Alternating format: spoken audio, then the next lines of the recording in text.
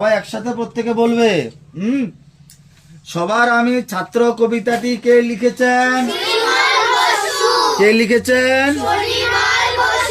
Good. মৌন শব্দের অর্থ কি?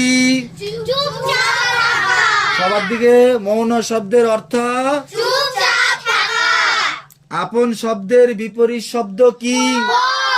আপন শব্দের বিপরীত শব্দ মানে কি বলতো? উল্টো। বিপরীত শব্দ মানে উল্টো। যেমন সাদা কালো, ভালো খারাপ। হ্যাঁ, এটাকে কি বলে? বিপরীত শব্দ। ভাই শব্দের স্ত্রীলিঙ্গ কি হবে?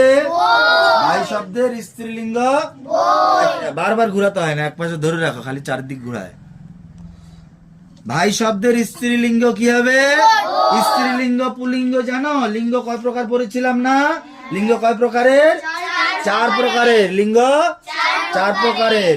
তো 4 প্রকারের মধ্যে মেইনলি আমাদের দুটো লিঙ্গ, একটা হলো পুংলিঙ্গ, একটা হলো স্ত্রীলিঙ্গ।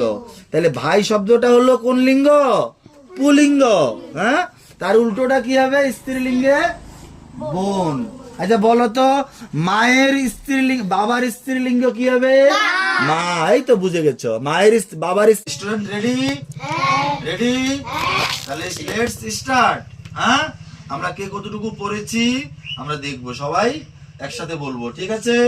গুড। বলো তো ছাত্ররা, ইংরেজিতে পার্টস অফ স্পিচ কয়টি?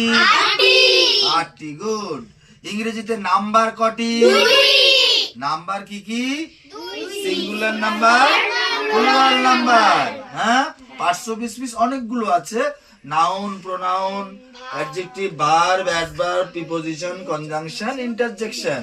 ওটা আমরা পরের ক্লাসে শিখবো। গুড। নেক্সট, টেন্স কত রকমের?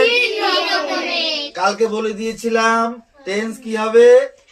আজকে 3 একটা টেন্স।